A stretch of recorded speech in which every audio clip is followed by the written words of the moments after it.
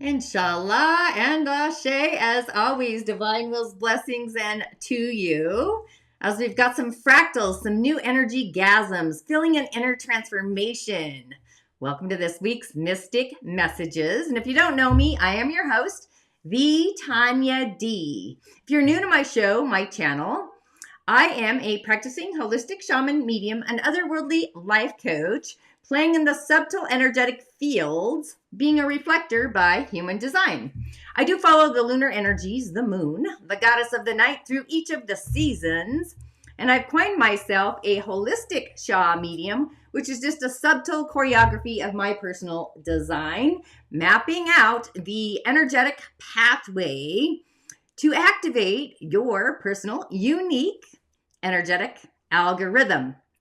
Each week, I cover the moon's stages and phases through each season, the elementals, a daily divination, and also an affirmation for the week to get you on your magical way.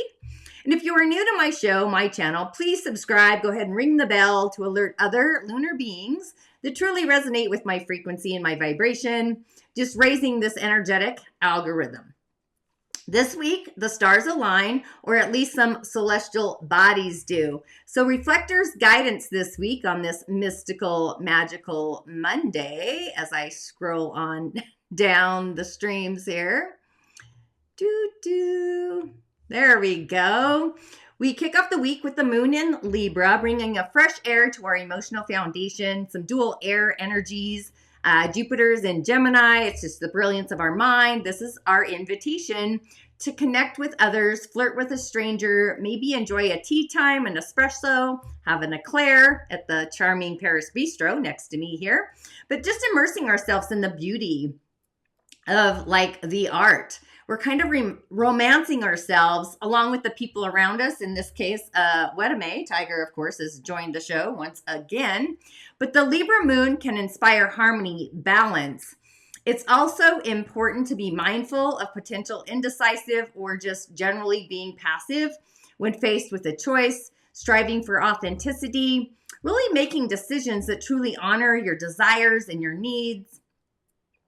The moon in Libra brings that sense, balance, harmony, connection.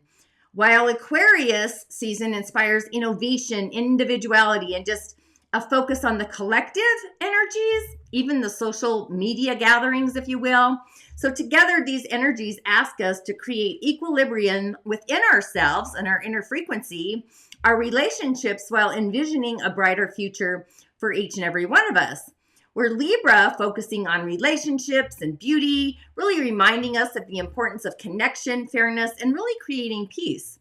So paired with Aquarius, this progressive energy, it's a perfect time to explore how we can align or realign our personal relationships with our higher values, collective aspirations. So these energies, let's dive in a little deeper.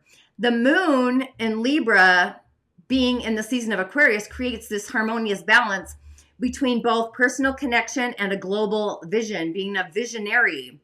Libra teaches us to seek fairness, the beauty, and the balance in all arenas and areas of our life. And Aquarius is encouraging us to think innovatively and really connect our individuality for the collective good or out into the collective good. So it's a perfect time to really ask ourselves, how can I bring more balance into my relationships and my inner world? Am I honoring both my independence, my individuality, and my connections to others? Or how can I harmonize my personal needs with the needs of the greater good? So with Libra, ruled by Venus, Aquarius by Uranus, this lunar phase is encouraging us to innovate within our relationships, partnerships, along with our social structures. So it's a time to approach challenges with fairness, creativity, and really having a willingness to see things from a fresh perspective, getting a freshie. Excuse me, 1 second. Had a tickle in my throat. We're doing great. Appreciate the tickle, right?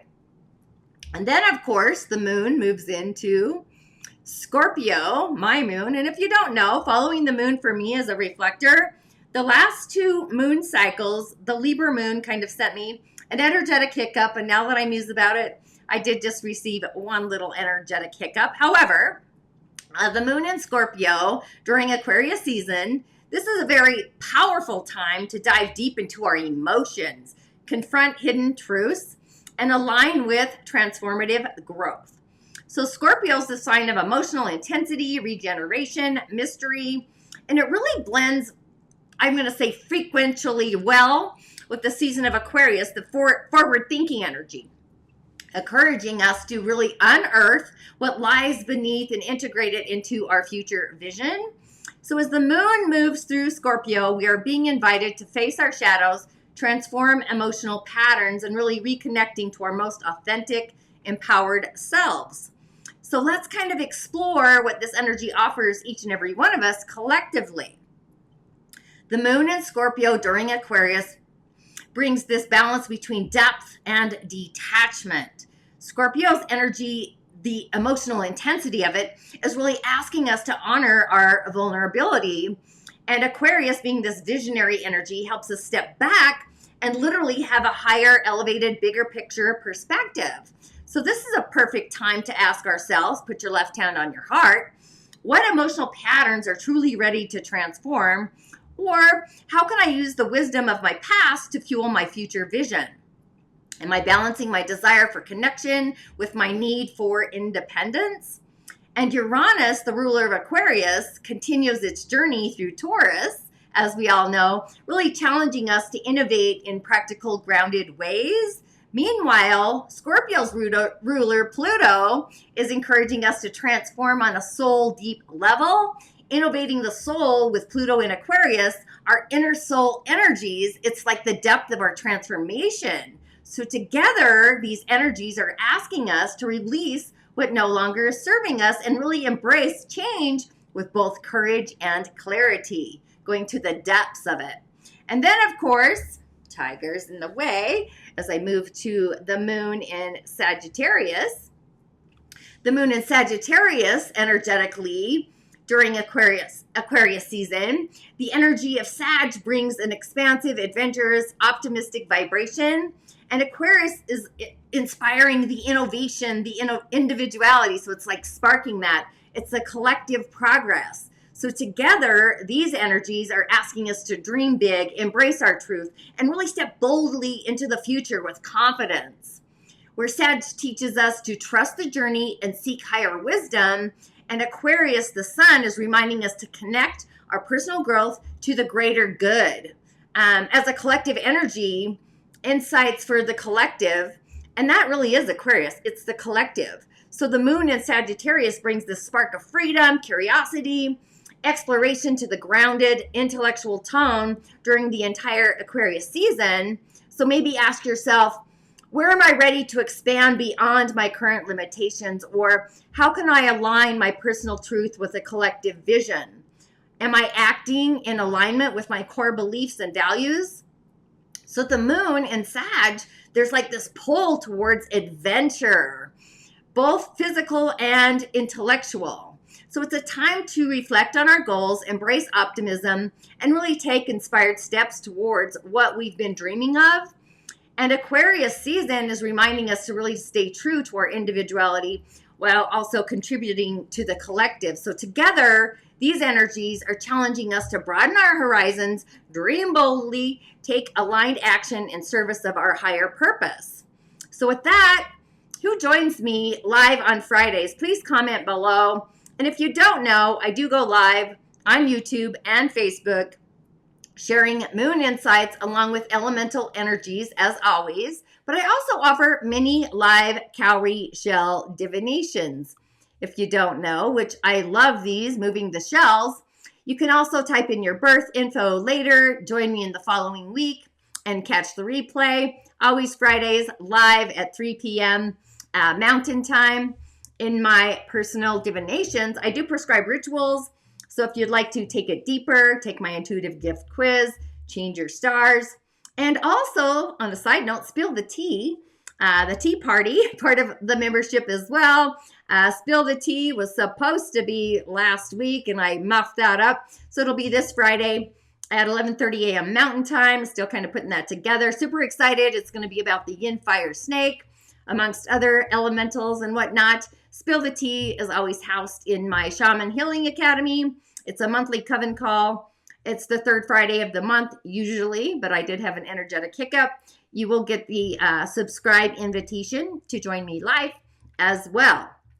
And then on the elemental highway this week, as always, the elementals. Look at all that earth energy. We have a yin earth ox of a day. This is our inner journey, the frequency there, and the ox of the day, but we also have an ox on the month. So this is really strengthening our connection to Gaia, Mother Earth, along with ourselves. It's a nurturing energy. So all this yin earth, along with the yang earth of the dragon, that may bring more heaviness more than usual, especially if you have any earth energies, the sign of earth, like the ox, the dog, or the sheep, goat, the greatest of all time, or the dragon. So it's like, do a vital check-in, tune into how strong the earth is affecting you. Personally, as the elements, they influence each and every one of us in different ways, depending on our own elemental chart. So what does that look like? If you do have a lot of earth, you may feel extra grounded. You may feel extra comfortable, happy. Somebody whose chart truly needs it. Well, somebody like myself with a lot of fire or earth, I have a ton of both. I've been kind of lackadaisical. What am I saying? But today is an energetic establishing day to like establish the rituals, if you will. But the energy supports starting something new with the vibrancy of the ox, the water hidden down there, and the yin metals teaming up together. We've got the ox in the month. So we've got these energies to kind of double down, take it easy, and just really accent it though, if you will. And if you do have the sheep in your chart and the month, day, hour, year, this is an opposing energy. And of course, some people do call the sheep the goat. I prefer the goat, the greatest of all time. That's an opposing energy to the ox. But the earth ox appears as a reminder to really return to our center, be centered. So whenever you feel like you're losing energy or your focus, go to your center as always. And in Chinese, in the Qigong, there are 3 energetic centers within the body: the lower dantian, the upper, and the middle. The lower is right below the navel. It's related to our gut energy, digestion. The middle, of course, is our heart. And the upper relates to our third eye, which is actually activated in Aquarius season. So when they're all aligned, that's when we have our inner peace within ourselves. And what we feel and think and do, they're all in they're in the harmonics. The harmonic alignment is what I want to say. So I really love this frequency. Now the messages today, I really wanted to work with my Imbolc deck, the Season of the Witches. I wasn't able to find that. So I'm going with Sowain. I felt like it was perfect because we are heading into the season of Scorpio with the moon. So I'm going with that. So as I change this up just a little bit, and I am going to have to be reading out of the book because I don't use this deck very often. So with that, of course, yeah, definitely need the readers because, you know, that happens for the best of us, right? Cat hair everywhere, but I love that. So for Mystical Monday, we have the Healer. Whoopsie. The Healer. I love this card, number 22. It's going to be a breakdown, emotional breakdown. But also, is it yours or is it somebody else's? So listen as the medicine bleeds through her teeth, a river of mercy blessed by Mother, seen only by those who hold her mirror. I love this energy for a variety of reasons. Let's just push that right down there. The Healer, though, let's see what it says. Card number 22 in this wonderful deck. The Healer, keywords, guide, facilitator. So we all come into the human experience with a use of energy and intuition. Among us are those who are called to be healers. They are the wise ones who made a conscious choice to devote themselves to guide others on their paths. Healers can be found in all religions and traditions, each with something beautiful and unique to contribute to the collective energy of the world. You may know them as shamans, medicine men, or women, priestesses, wise ones, great ones. The list goes on and on and on. If you have pulled the gift of the Healer, which we did for this week and today, Know that we are being called to initiate ourselves as one of the wise ones. We're meant to be a guide for those who are finding their way, and there are many ways you can do this. As a healer, for your family, neighborhood, or through a building of community, on social media, offering wisdom, here I am. It doesn't matter how you choose to heal. All that matters is that you do. If you've thought about becoming a healer, this message is a resounding yes, and what else? Some healing practices are crystal therapists, Reiki practitioners, tarot, psychic, doula, death doula, herbalist, so on, so forth. So you may have something you've practiced for years, or you may feel called to learn a new skill. Ultimately, we want to always trust in our intuition, right? So we can become a facilitator of healing, creating healing tools, guided meditations, healing jewelry, candles, even creating our own oracle deck can provide others with a path to heal themselves. We create the path for others to walk. We're all unique and have something to share to the world. And I will totally take that. Okay, for Tuesday, terrific Tuesday. Oh my goddess, I love it. We have the cauldron. I don't know if you have a cauldron. I've got several. Number 10, this is like trusting and loving our manifestations. It's a bewitching yes. It be, blink and you shall see, a bubbling desire left in the brewing rain. So it's like time to activate the cauldron, make your wishes and your incantations come true. That's kind of what I'm sensing here. The cauldron, number 19. Let me find it. No, number 10. Sorry. My apologies. I can't see numbers, right? Just kidding. Actually, I can, but I can't. Transmutation, vessel, metamorphosis. A cauldron is essential for a witch, is often the center of her home. It has many uses, from cooking to working spells, brewing potions, making floor washes.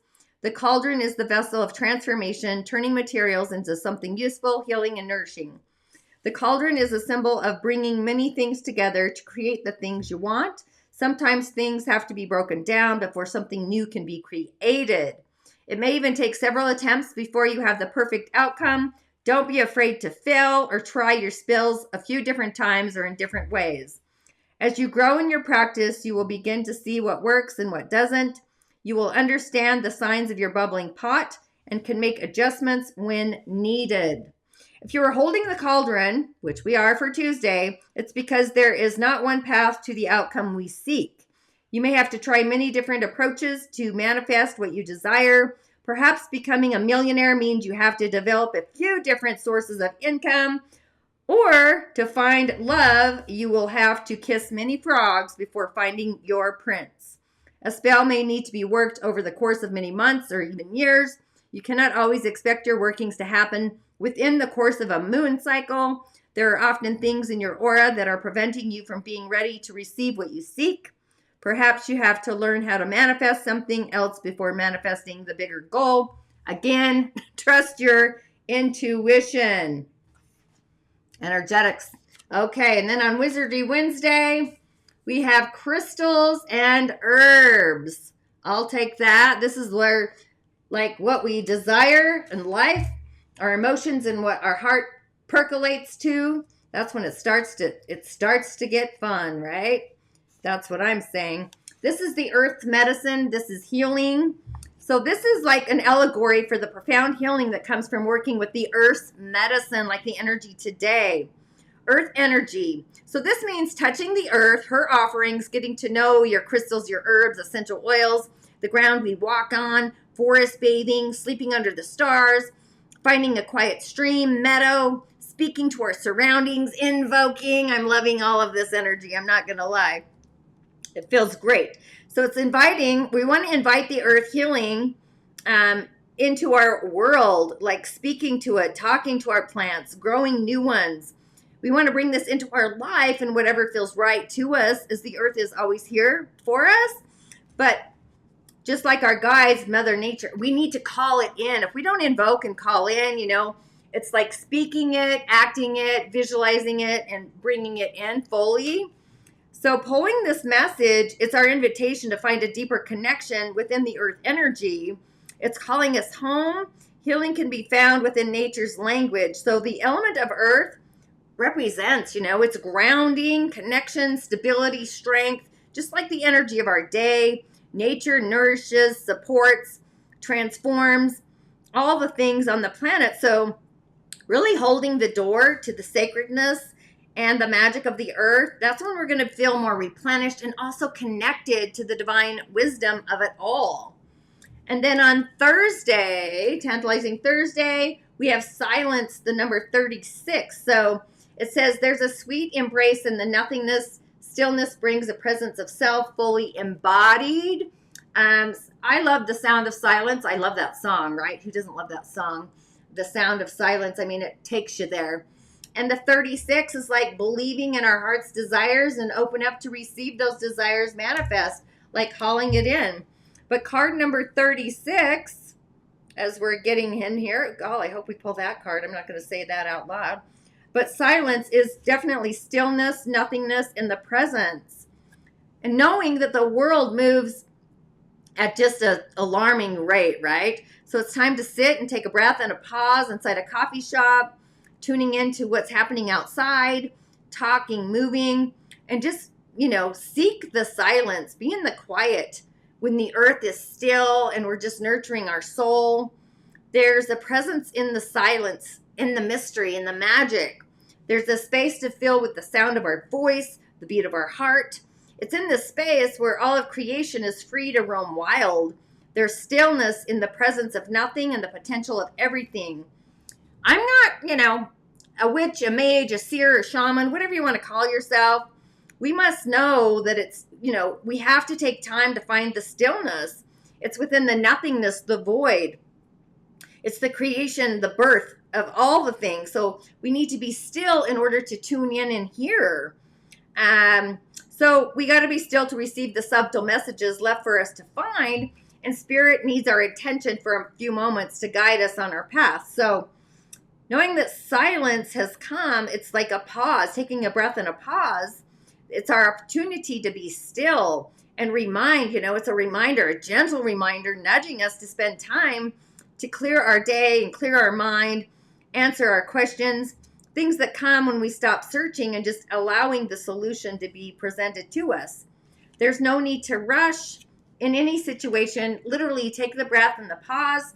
I feel like we need to do that more often, even before we respond, even if we think we must remove our expectations of a situation. So this is us giving it up to the ghost in the darkness, to the silence, to the nothingness.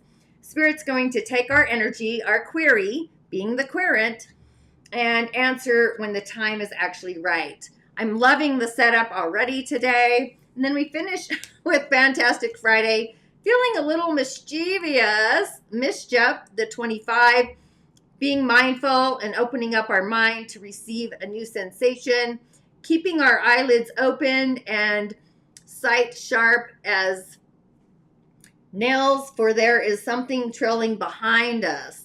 I'm liking this. So healer, cauldron, crystals, herbs, silence, and mischief. I think there's the mystery in the mischief sometimes. Feels a little mystical. The moon will be in Sagittarius, so there is that as well. But mischief is clever. It's being naughty. So maybe on Friday we start the naughtiness. And so this one says, Samhain isn't just about dark energy. It's loved ones who have passed and things that go bump in the night. There's fun, playful aspect to Samhain. And let me just check that that's mischief. A bit of naughtiness, a touch of cunning. There's an element of mischief to the night of Samhain. Trick-or-treating isn't just about candy. The trick comes from an ancient Samhain tradition when villagers would disguise themselves in animal skins to scare away the demons, the ghouls, the goblins that were free to roam the earth for one night every year, often playing cruel tricks on humans. We humans are clever, though, and have found a way to keep the goblins at bay. Not all tricks are fun, however, at least not to all involved. Tricks and mischief can be mean, full-spirited, cruel at times. One must keep a lookout for those who find fun in the expense of others. So pulling this card may mean a need to adopt a smarter approach to your situation. You may need to get creative to get what you want. You may even have to play a trick or two to get the outcome you desire. Be open-minded about how to overcome your challenges and, if possible, approach your situation with a bit of fun. Problems are serious, but that doesn't mean a bit of stillness can't help you to see it in a new way. So with that, I say Ashe. I'm loving the energies, all of this, just what I'm saying here. So let's do a little switchy switch and get our mystic message of the day. Who doesn't love that, right? I'm just loving all of those messages. I want to say that out loud. But the mystic message for the week, the affirmation, I love this. I trust in the unknown mysteries provided to me by my higher self, totally in alignment with the messages and the cards. So it's like trusting the process and actually and invoking the caterpillar kind of energy frequencies and vibrations. So with that, as always, I say Ashe, blessings, and I'll see you on the other side. Let's go here. What is your unique intuitive gift and psychic ability? Are you somebody who often gets a gut feeling about people or situations? Have you experienced deja vu? Do you easily pick up on the emotions of others around you? Or dream so vividly that those dreams become reality? Feel that your dreams have meaning? Feeling a connection to the natural world, the world of nature? Drawn to numbers, symbols, or sigils? Sensitive to your surroundings and are very aware of changes in your environment? Believe in a higher power, a spiritual dimension? This quiz is going to assist you to activate your unique intuitive gift and psychic ability, how to take action upon it, creating a career that authentically aligns and resonates with your intuitive gift and psychic abilities. So let's dive into it.